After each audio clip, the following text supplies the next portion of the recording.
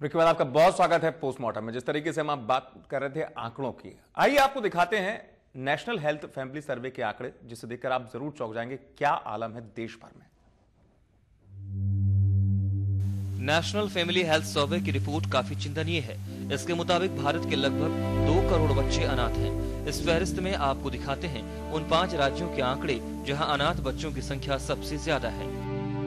उत्तर प्रदेश 47.56 लाख, बिहार 22.47 लाख, महाराष्ट्र 16.17 लाख, मध्य प्रदेश 15.23 लाख, पश्चिम बंगाल 15.19 लाख। वहीं बात करें जोन के आधार पर तो देश में अनाथ बच्चों की संख्या कुछ इस तरह से है।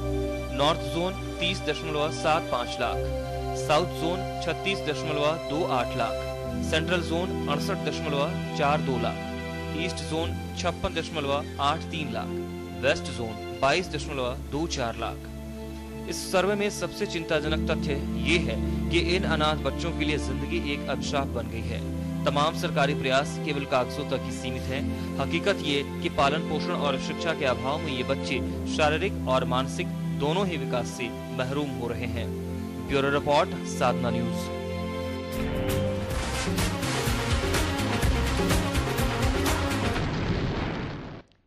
जी हाँ, देश भर के अनाथ बच्चों के आंकड़े सामने आए, आपने देखा भी, लेकिन क्या उनकी स्थिति में कोई सुधार हो पाएगा, ये एक अहम सवाल है। आइए आपको दिखाते हैं कुछ हालिया घटनाएं कि किस तरह से किसी की मजबूरी या गरीबी का शिकार बच्चों को होना पड़ा है।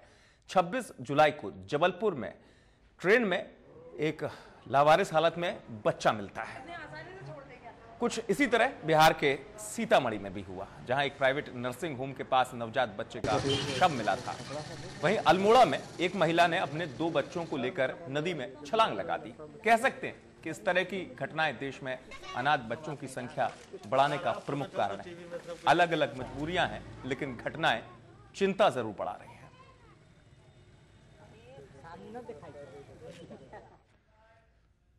जी हाँ, वक्त बदला लेकिन स्थितियां बदली नहीं। ये हालिया घटनाएं बताती हैं इस चीज को।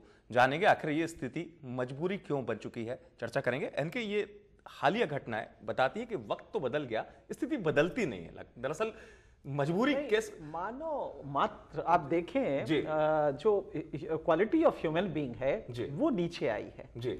आज से 50 साल पहले तमाम सामाजिक ऑर्गेनाइजेशंस आके खड़े हो जाते कि नहीं, बच्चे पालने का हम रखते हैं जी।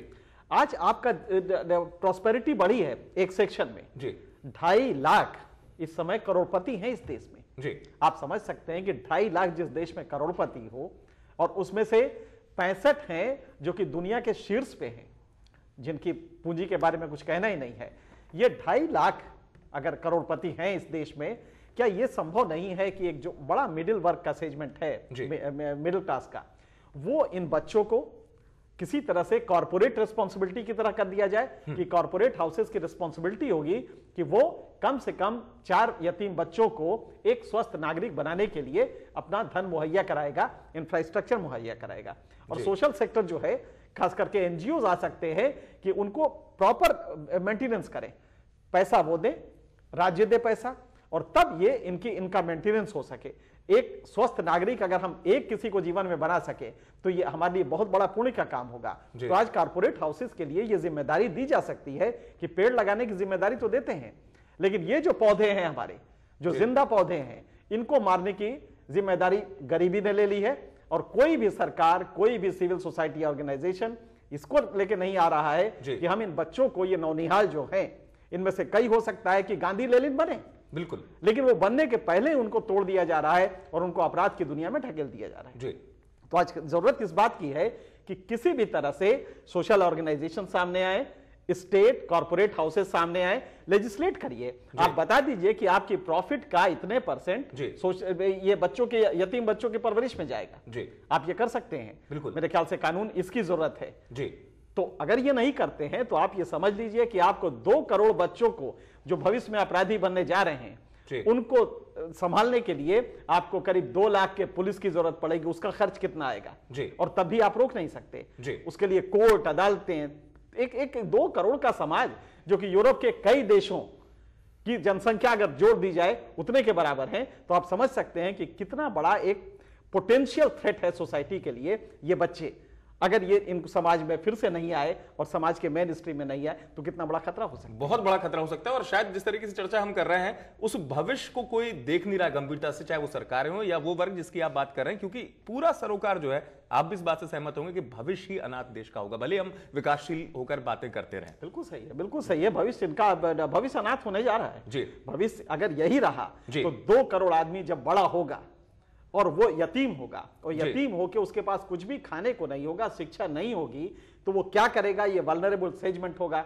और किस तरह से अपराध की दुनिया, समाज में क्या क्या दिक्कतें होंगी वैग्रेंसी की वजह से, ये आप समझ सकते हैं। तो मेरे ख्याल से दुनिया का आप जीडीपी चाहे जितना भी बढ़ा लीजिए, अगर 2 करोड़ जिस बच्चे में यतीम होंगे जिस देश में, वो देश कभी पनप नहीं सकता। जी बिल्कुल पनप नहीं सकता। और आम आदमी में भी उस दायित्व बोध की जरूरत है, जैसे कि दूसरे तमाम बिंदुओं पर भ्रष्टाचार या उनको लेकर जागता है, ये भी एक आम आदमी का दायित्व बोध होना चाहिए कि उसकी रिस्पॉन्सिबिलिटी भी बनती है। जी बिल्कुल बनती है। सोशल कैपिटल भारत में बहुत तेजी से नीचे जा रहा है जी। ये रॉबर्ट पुटनम की थ्योरी है सोशल कैपिटल की। और आज माना जा रहा है कि आने वाले 10 सालों में देश दुनिया में अगर क्रांति होगी चिंतन के लेवल पे, तो इसी सोशल सेक्टर की चीज को लेके होगी।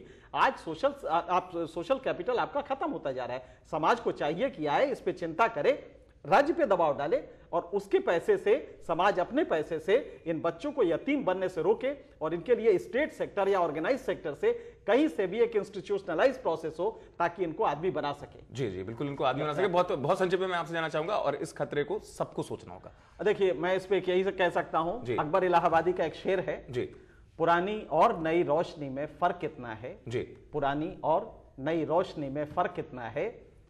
आपको पहले मायने बता दे, साहिल माने किनारा, कश्ती माने नाव जी। पुरानी और नई रोशनी में फर्क कितना है, उन्हें कश्ती नहीं मिलती, इन्हें साहिल नहीं मिलता। जी जी, काफी महत्वपूर्ण बात की कि इन्हें साहिल नहीं मिलता, तो इस उम्मीद के साथ कि साहिल मिले और एक मंजिल तक पहुंचे। बहुत बहुत धन्यवाद इनकी खास चर्चा में हमारे साथ जुड़ने के लिए। तो इन बच्चों को एक साहिल मिले, ये भविष्य उस दिशा में जाए जिस दिशा से दशा भी बदले और देश की तस्वीर भी बदले। पोस्टमार्टम में आज इतना ही।